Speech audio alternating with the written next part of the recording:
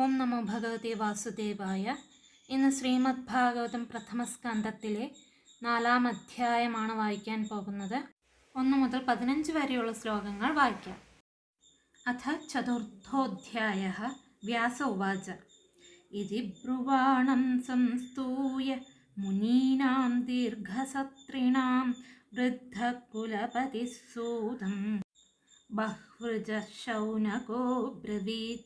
ശൗനകോവാച സൂതസൂതമഹാഭാഗ വദനോ വദതാം വര കഥാം ഭാഗവതീം പുണ്യാം യദാഹ ഭഗവാൻ ശുക കസ്മിൻ യുഗേ പ്രവൃത്തേയം സ്ഥാനേ വാകേന ഹേതുനാ കുതഃ സംചോദിത കൃഷ്ണ കൃതവാൻ സംഹിതാം മുനി തസ്യ പുത്രോ മഹായോഗി സമധൃങ് നിർവികൽപക ഏകാന്തമതിരുന്നിദ്രോ ഗൂഢോ മൂഢ ഇവേയത്തെ ദൃഷ്ട്വാനുയാന്തമൃഷിമാത്മജമപ്യനഗ്നം ദേവ്യോ ഹ്രിയാ പരിദധുർനസുതസ്യ ചിത്രം തദ്വീക്ഷ്യ പൃച്ഛതി മുനൗ ജഗതുസ്തവാസ്തി സ്ത്രീ പുംഭിതാ നതു സുതസ്യ വിവിക്തദൃഷ്ടേ കഥമാലക്ഷിത പൗരൈ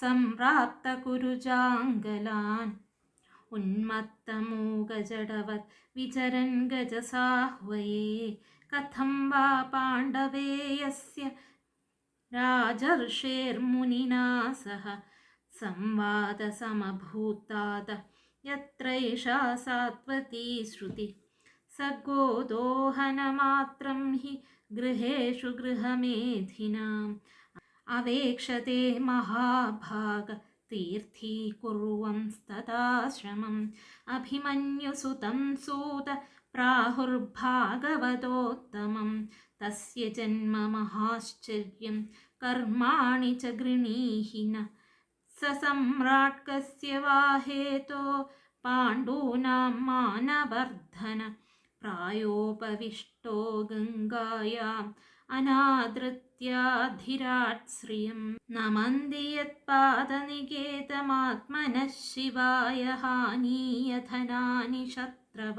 കഥം സ വീരശ്രിയമംഗദുസ്ത്യജാം യുവൈഷതോത്സൃഷ്ടുമഹോ സഹാസുഭിഃ ശിവായ ലോകസ്യ ഭവായ ഭൂതയേ യ ഉത്തമശ്ലോകപരായണാ ജനാ ജീവന്തി നാത്മാർത്ഥമസൗ പരാശ്രയം മുമോച നിർവിദ്യ കുതഃ കളേപരം തത്സർവം ന സമാചക്ഷ പൃഷ്ടോ യതിഹ കിഞ്ചന മന്യേ ത്വാം വിഷയേ വാചാം സ്നാതമന്യത്ര ഛാന്ദസാത്. സൂത ഉവാച ദ്വാപരേ സമനുപ്രാപ്തേ തൃതീയേ യുഗപര്യയേ ജാതഃ പരാശരാദ് യോഗീ വാസവ്യാം കലയാ ഹരേ സ കദാചിത് സരസ്വത്യാ ഉപസ്പൃശ്യ ജലം ശുചി വിവിക്തദേശ ആസീന ഉദിതേ രവിമണ്ഡലേ. ഇന്ന് വായിച്ച 4-ാം അധ്യായത്തിലെ ശ്ലോകങ്ങളുടെ അർത്ഥം പറയാം. വ്യാസമഹർഷി പറയുന്നു, ഇപ്രകാരം പറയുന്ന സൂതനെ നല്ലപോലെ സ്തുതിച്ച് ദീർഘകാലത്തോളം സത്രം നടത്തിക്കൊണ്ടിരിക്കുന്ന ഋഷിമാരുടെ ഇടയിൽ പ്രായം കൂടിയ ആളും, അതായത് വൃദ്ധനും കുലപതിയും, അതായത് നേതാവും, ഋഗ്വേദത്തിൽ ധാരാളം അറിവുള്ളവനുമായ ശൗനക മഹർഷി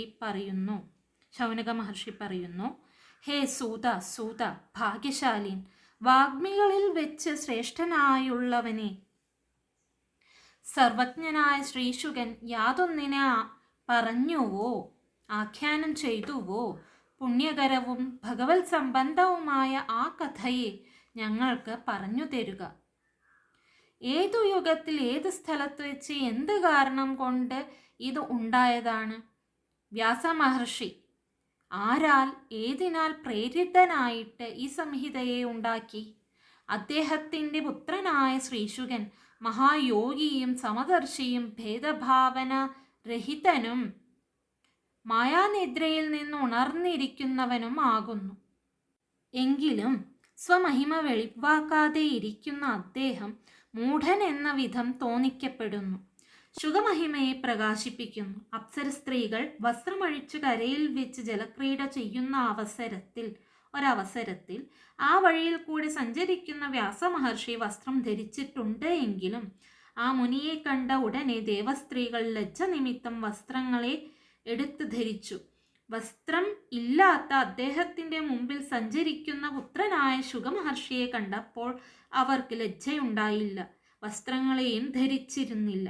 ഈ ആശ്ചര്യം കണ്ടിട്ട് വ്യാസമുനി ഇതിൻ്റെ കാരണം ചോദിച്ചപ്പോൾ അങ്ങയ്ക്ക്, അതായത് വ്യാസമഹർഷിക്ക് സ്ത്രീ എന്നും പുരുഷൻ എന്നുമുള്ള ഭേദദൃഷ്ടിയുണ്ട്. അങ്ങയുടെ പുത്രനായ ശുഗമഹർഷിക്ക് ആ ഭേദബുദ്ധിയില്ല. എപ്പോഴും പരിശുദ്ധമായ ബ്രഹ്മഭാവന മാത്രമേ ആ മഹാത്മാവിനുള്ളൂ എന്ന് അവർ മറുപടി പറഞ്ഞു. അലയോ വത്സ, പാണ്ഡവ വംശജനായ പരീക്ഷിത്ത് എന്ന രാജർഷിക്ക് മുനിയോടുകൂടെ സംഭാഷണം എങ്ങനെ സംഭവിച്ചു? എന്ത് കാരണത്താലാണ് അത് സംഭവിച്ചത്? ആ സംഭാഷണത്തിൽ നിന്നാണല്ലോ ഈ ഭാഗവത സംഹിത ഉണ്ടായത്. പുണ്യശാലിയായ ശുഗബ്രഹ്മർഷി ഗൃഹസ്ഥാശ്രമികളുടെ ഗൃഹങ്ങളിൽ അവരുടെ ആശ്രമത്തെ ശുദ്ധീകരിച്ചുകൊണ്ട് ഒരു പശുവെ കറക്കുവാൻ വേണ്ടി വരുന്ന സ്വൽപ്പ സമയത്തോളം മാത്രമേ കാണാറുള്ളൂ. അല്ലയോ സൂത, അഭിമന്യുപുത്രനെ, അതായത് പരീക്ഷിത്തിനെ ഭഗവത് ഭക്തന്മാരിൽ ഉത്തമനാണെന്ന് പറഞ്ഞു വരുന്നു. അദ്ദേഹത്തിൻ്റെ അത്ഭുതകരമായ ജനന ചരിത്രവും സൽപ്രവർത്തികളും ഞങ്ങളെ പറഞ്ഞ് മനസ്സിലാക്കിപ്പിച്ചാലും പാണ്ഡുരാജാവിൻ്റെ വംശജാതർക്ക് അഭിമാനം വളർത്തുന്ന ആ സാർവഭൗമൻ എന്തു കാരണവശാൽ സാമ്രാജ്യ സമ്പത്തിനെ തിരസ്കരിച്ച് വേണ്ടാന്ന് വെച്ച് ഗംഗാതീരത്തിൽ പ്രായോപവിഷ്ടം എന്ന മരണം വരേക്കുമുള്ള ഉപവാസവ്രതത്തെ അനുഷ്ഠിച്ചു. അല്ലയോ സൂത, ശത്രുക്കൾ ക്ഷേമത്തിനു വേണ്ടി ധനങ്ങളെ കൊണ്ടുവന്ന് ആരുടെ പാദപീഠത്തെയാണോ കുമ്പിട്ടിരുന്നത്, വീരനും യുവാവുമായ അദ്ദേഹം രാജൈശ്വര്യത്തെ ജീവനോടുകൂടെ ഉപേക്ഷിക്കുവാൻ ആഗ്രഹിച്ചുവല്ലോ. ആശ്ചര്യകരം തന്നെ. ഈശ്വരനെ സർവാത്മന ആശ്രയിച്ചു കൊണ്ടിരിക്കുന്ന ആളുകൾ ആരായിരുന്നാലും അവർ ലോകത്തിൻ്റെ, അതായത് അന്യരുടെ ക്ഷേമത്തിനും സമൃദ്ധിക്കും ഐശ്വര്യത്തിനും വേണ്ടി മാത്രം ജീവിക്കുന്നു. സ്വന്തം കാര്യത്തിനു വേണ്ടി ആത്മാർത്ഥം ജീവിക്കുന്നില്ല. എന്നിരിക്കെ ഈ രാജാവ് നിർവേദം പ്രാപിച്ച് അന്യർക്ക് അവലംബമായിരിക്കുന്ന സ്വദേഹത്തെ എന്തു കാരണവശാലാണ് ഉപേക്ഷിച്ചത്? എന്താണോ ഞങ്ങളിപ്പോൾ ചോദിച്ചത് അത് മുഴുവനും ഞങ്ങൾക്ക് വ്യക്തമായി പറഞ്ഞു തരിക. വൈദികങ്ങളെക്കുറിച്ച് ഒഴിച്ചുള്ള മറ്റുള്ള വാക്കുകളുടെ വിഷയത്തിൽ അങ്ങയെ പാരംഗതനായിട്ട്, അതായത് മറുകര കണ്ടതായി ഞാൻ കരുതുന്നു. മൂന്നാമത്തേതായ യുഗപരിവർത്തനത്തിൽ ദ്വാപരമെന്ന യുഗം വന്നു ചേർന്നപ്പോൾ പരാശര മഹർഷിയിൽ നിന്ന് വസുപുത്രിയായ സത്യവതിയിൽ വിഷ്ണുവിൻ്റെ അംശത്താൽ ഒരു മഹാജ്ഞാനി ജനിച്ചു. അദ്ദേഹം വ്യാസൻ ഒരു നാൾ സൂര്യമണ്ഡലം ഉദിച്ചിരിക്കുന്ന സമയത്ത് സരസ്വതീ നദിയിലെ പരിശുദ്ധമായ ജലത്തിൽ സ്നാനാദി കൃത്യങ്ങൾ നിർവഹിച്ച് വിജനസ്ഥലത്തിൽ ഒറ്റയ്ക്ക് ഇരിപ്പുറപ്പിച്ചു.